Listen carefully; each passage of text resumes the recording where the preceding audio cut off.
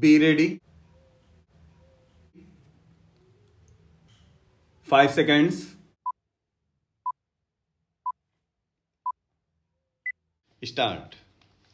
In this batch of transferred cases, transfer petitions, writ petitions, and the petition for special leave to appeal, the challenge is to the Constitution, which came into effect on 14/1/2019, whereby the Parliament has amended Article 15 and 16 of the Constitution of India by adding two new clauses, viz.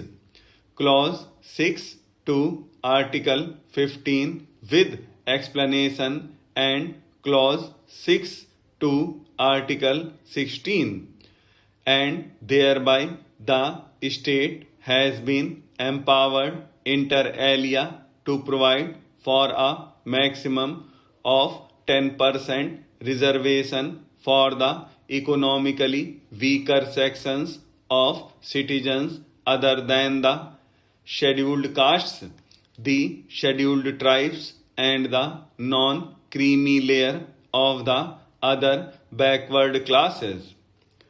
At the outset, it needs to be stated that the amendment in question does not mandate but enables reservation for EWS and prescribes a ceiling limit of 10%. In a very brief outline of the forthcoming discussion, it could be noticed that the challenge to the amendment in question is premised essentially on threefold grounds. First, that making of special provisions, including reservation in education and employment on the basis of economic criteria, is entirely impermissible and offends the basic structure of the Constitution.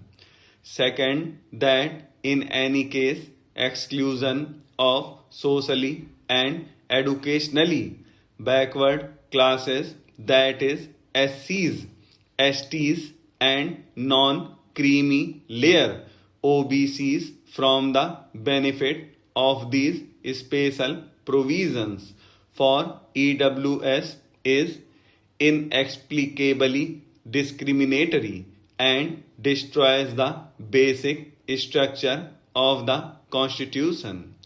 And third, that providing for 10% additional reservation directly breaches the 50% ceiling of reservations already settled by the decisions of this court and hence results in unacceptable abrogation of the equality code, which again destroys the basic structure of the Constitution. Per contra, it is maintained on behalf of the sides opposing this challenge that the amendment in question empowering the state to make special provisions for the economically weaker sections of citizens is squarely within the four corners of the Constitution of India. Rather, making of such provisions is necessary to achieve the preambular goal of justice, social, economic, and political in real sense of terms. It is also asserted that there is no discrimination in relation to the clauses that are excluded from EWS for the simple reason that the existing special provisions of affirmative action in their relation continue to remain in operation in the future. As regards the breach of 50% ceiling of reservations, the contention is that the said ceiling is not inflexible or inviolable, and in the context of the object sought to be achieved, 10% has been provided as the maximum by way of the enabling provision. With the foregoing outline, we may usefully take note of the reference made to the Constitution bench for determination of the substantial questions of interpretation of the Constitution, as are involved in these matters, and the questions formulated while commencing the hearing. By an order, a 3-judge bench of this court took note of the issues arising in these matters and referred the same for determination by a Constitution bench, while observing inter alia as under.